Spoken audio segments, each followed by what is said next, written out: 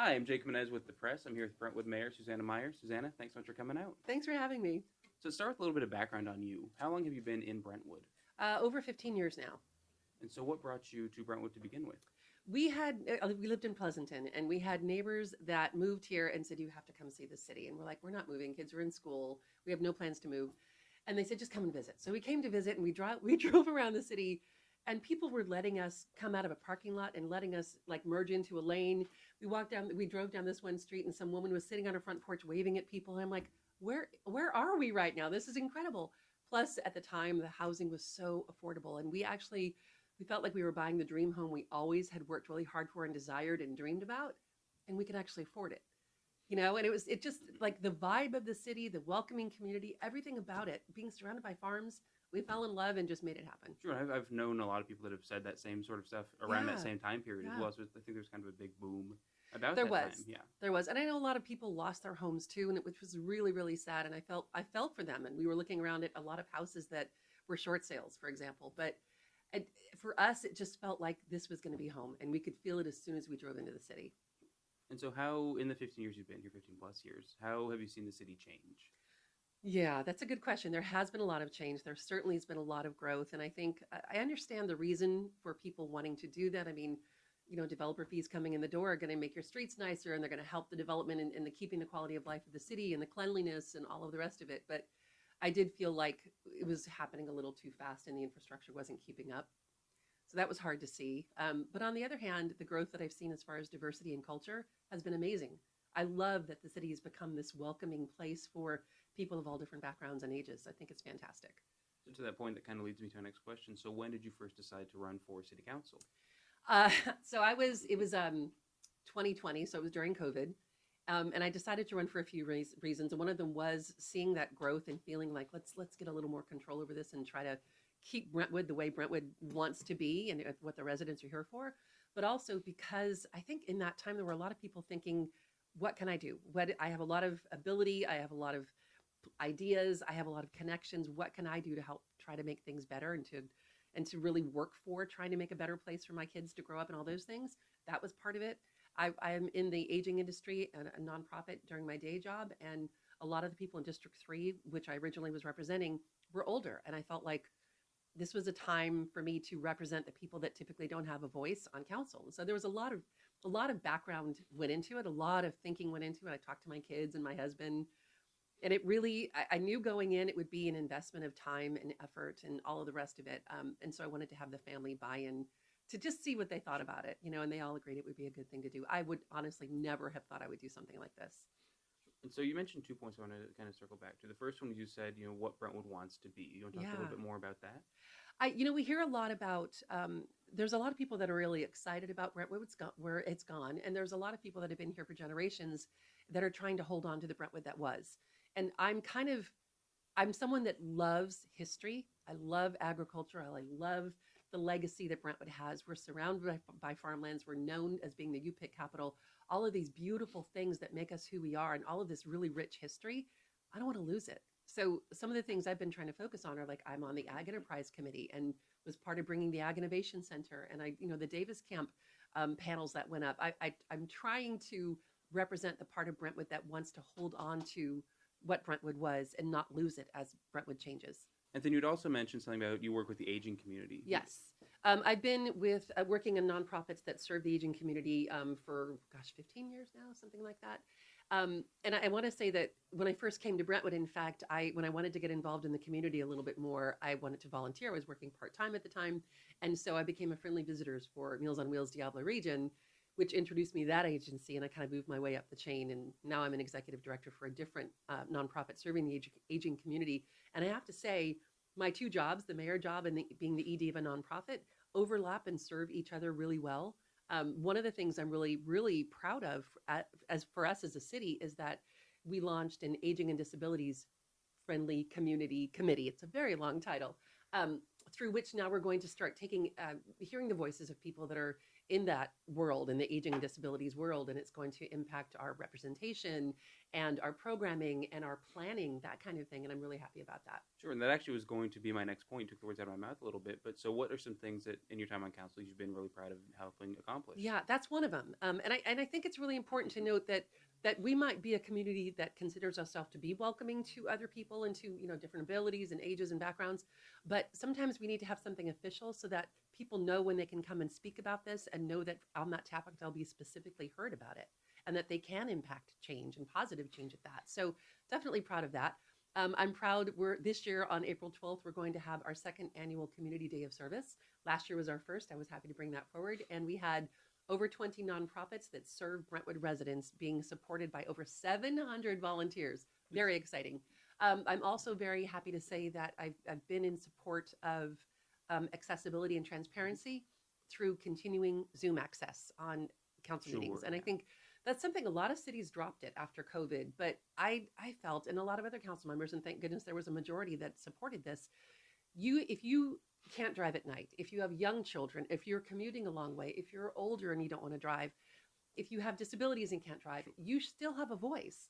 And so there used to be this kind of thought process around, well, if you want to speak to city council, you need to show up. You need to get yourself in a seat and speak up in person.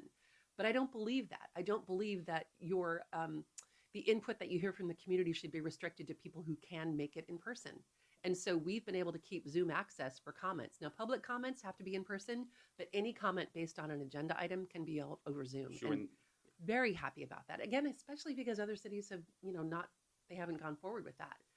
And then I'm proud to say, I think this is a whole different interview topic, but we've talked about this before. And in some of the articles that you've written about city council meetings, we have to now stand strong for Brentwood, trying to remain Brentwood when it comes to growth and development. And the state has been really forcing a lot of housing legislation down the throats of all city councils, taking more and more local control away. So I feel like it's really our job as city council members to stand up for the things that we can stand up for. There are going to be times where we have to give up commercial land in order for someone to build a residential property. We're going to be having that on O'Hare and Lone Tree. And it was out of our hands. We had no choice. The state can sue you if you don't do a certain kind of building a certain kind of way.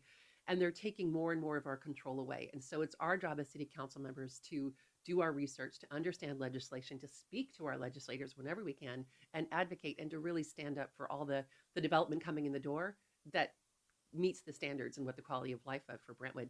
And then, another thing, we've been pushing affordable housing inclusionary.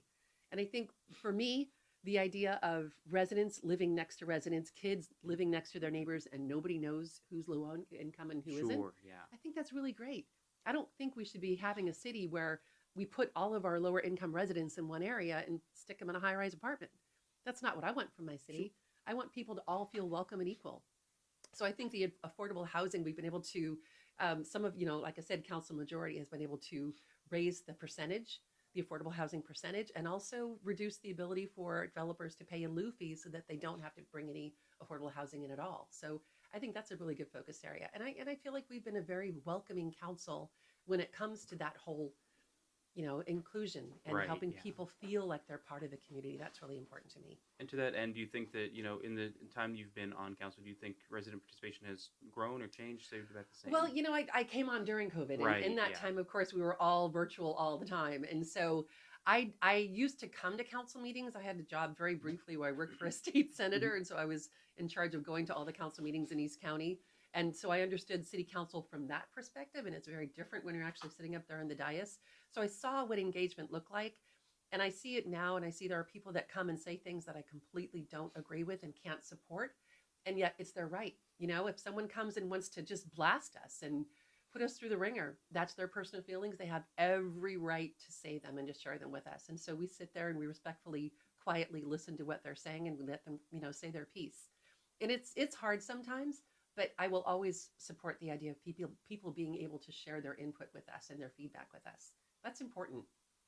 So you talked about, you have a day job outside of this. You're talking about, people can come to council and say whatever they want kind of about you guys. But what would you love people to know about council? Because, you're people too, obviously. Yeah, we are. We're humans. But what would be... We're your neighbors.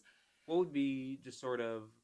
What do you wish everybody knew better about council? Whether it's the process, the people, anything like that. I think people should know there's a misconception that the mayor is in charge, and the mayor is in charge of running meetings, but for the most part, every council member has the same vote, so the same input allowable, if you will. Like, if in order for anything to pass, we need 3 votes, and mine doesn't mean anybody any more than anyone else's, and that's important to note.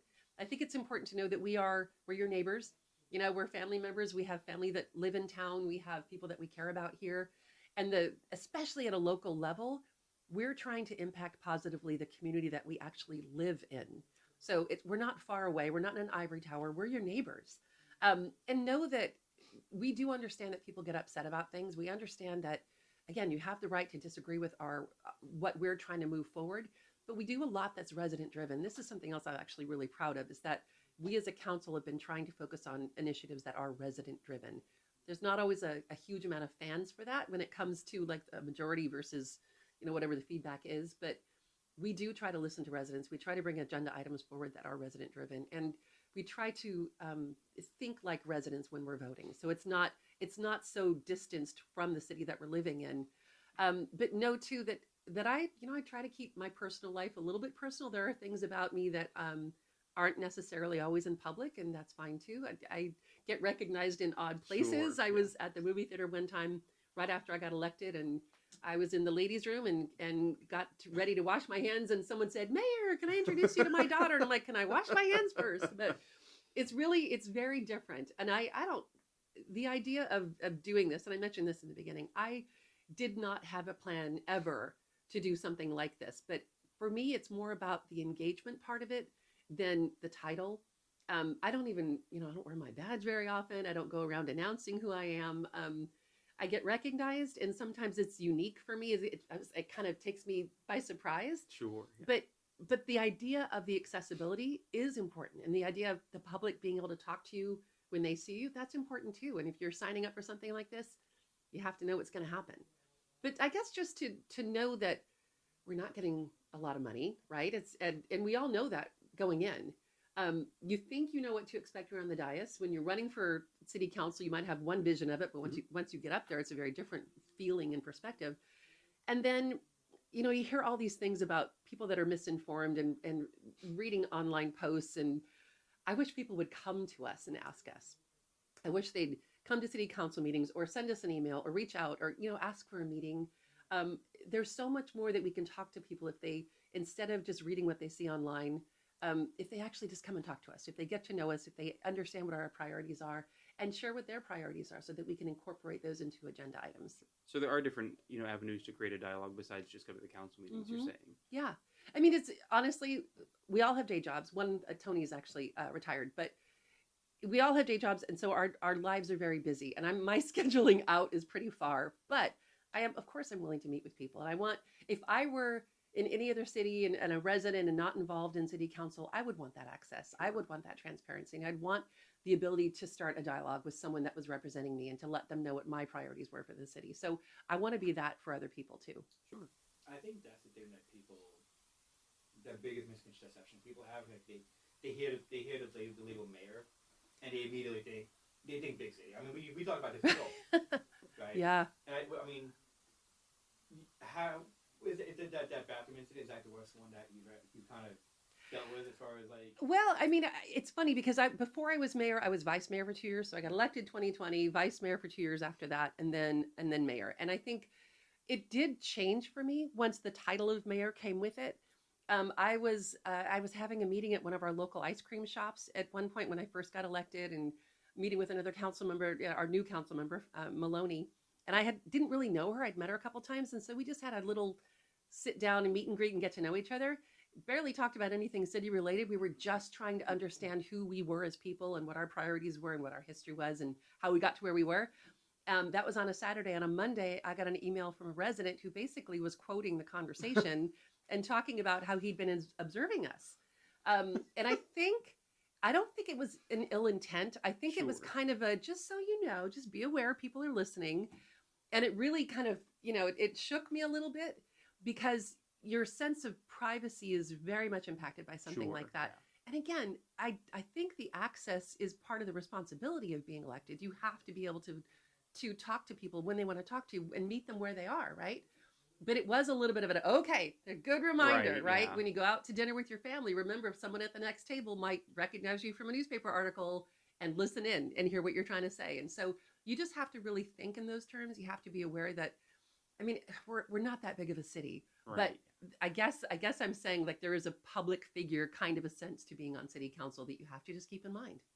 We're not under a microscope necessarily, but at least a magnifying glass. A magnifying glass, yeah.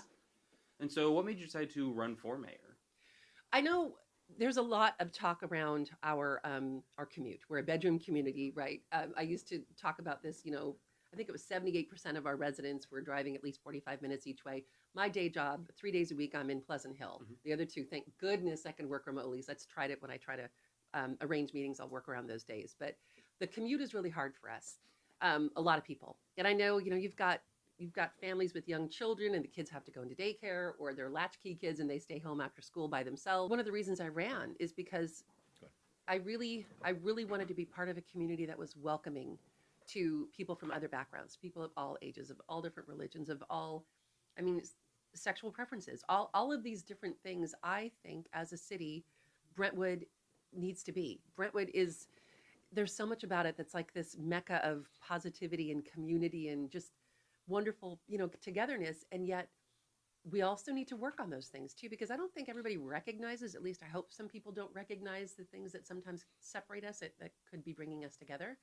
But our culture is only better and it only improves when we start bringing other people and other backgrounds into it and we can learn from each other. And I think one of the things I wanted to focus on, and it shouldn't be a surprise to people because I talked about it during my campaign. It's important to me to be part of a community that welcomes others. And we're a diverse community. Yeah, and we're becoming more diverse. We've had Diwali festivals. We've had Juneteenth a couple Yes, years now. exactly. As well. We've had a lot of really fun stuff from a lot of different. Dia de los Muertos. Yeah, all of the the really Delta good does ones. some stuff. Yeah, the menorahs at City Park and all that. Yeah, menorah is actually more than at City Park now. It's also at other areas too. I think it's fantastic. And I think there's so much we can learn from each other and so many things that we can just kind of just absorb, right, about another culture. And it kind of changes who you are, and it expands your horizons and your mindset and your perspectives when you learn from other people. That's a positive thing. It's not a threatening thing. It shouldn't be a threatening thing. That's the expanding your perspective is, I think, the perfect way to put it. Absolutely, yeah. Switching gears for a moment. So, Yeah. as your mayor, what are some projects that are on the horizon that you're looking forward to? I want to say, and especially because Costco just opened today, so this was a big deal, but Costco means something other than just the fact that it's going to bring in huge amounts of revenues and hundreds of jobs and all this great community engagement. It's going to help us to launch the Innovation Center even more. So we've got the infrastructure and the easements set up there. We've been working on this for a long time. A couple of years ago, we had a council meeting where we went through parcel by parcel, every single parcel in the Innovation Center, and looked at it like, okay, what do we want to put here? Where do we want to fit this? We have to have some housing there, but it's more like a place for it to be like a job center for us, right? So Costco being there with its big name is going to help us to bring in new partnerships and new opportunities for people to work locally. And I think that's a really big deal. It's in an area of town that's not going to impact downtown, for example. And it's not going to impact the farms that are, surrounding us where we can do U-Pick. It's going to be a place where people can, I think even live there and then walk to work, given the kind of places that we're going after and targeting. That's a really big deal. I'm also incredibly excited about the Ag Innovation Center. And this is something that's been talked about for 10 years, I want to say. The land's been dedicated and it hadn't been able to move forward and so we were finally able to make that happen. And if you haven't heard about it, there's an area, it's city-owned land, but it's actually in the county zoning. And it's zoned at this point for agricultural uses. So it's over by the East Contra Costa Historical Society. Harvest Time is going to be developing this incredible innovation center. And it's going to do things like have 4-H opportunities for 4-H students. It's going to have accessible community gardens, which I was really pushing for. Let's make sure they're accessible. It's going to do a lot of education. Our farmers, our local farming families that have been part of this area for generations, do some incredibly innovative work. They're going to do education pieces there. One of the things I'm very, very excited about is that we're, again, farming community, but we don't have a lot of restaurants that can call themselves officially farm to fork. And part of the reason for that is it's so hard for the restaurants to go from farm to farm to farm to pick things up.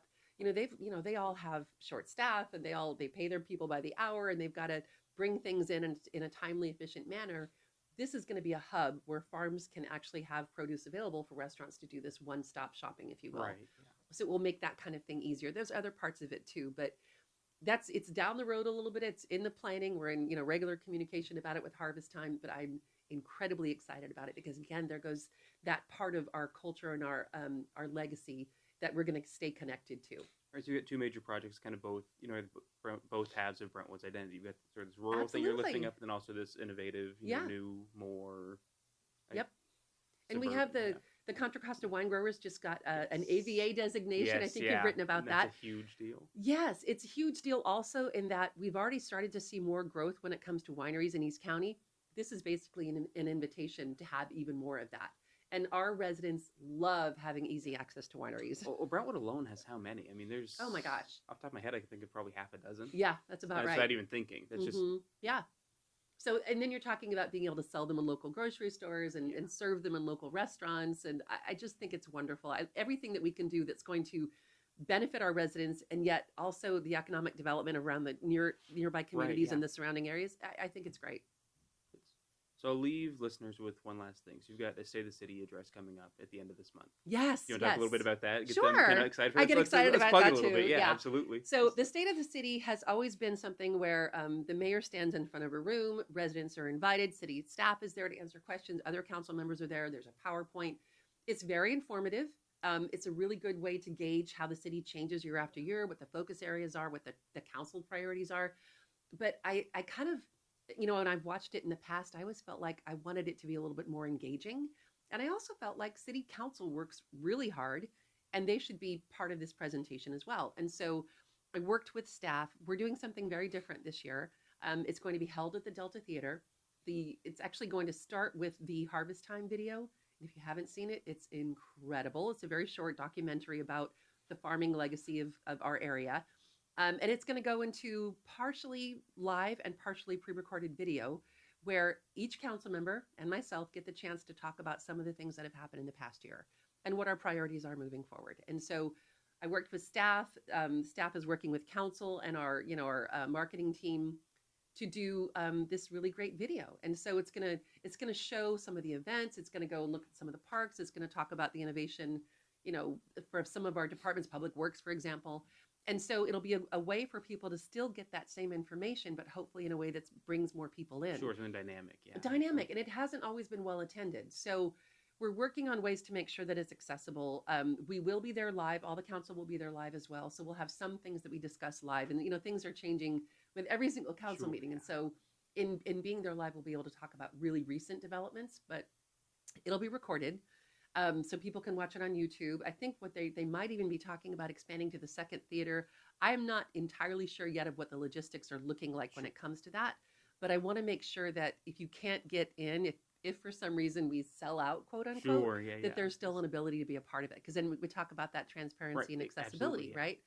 But I think it's going to be a way to just also use clips of it for economic development.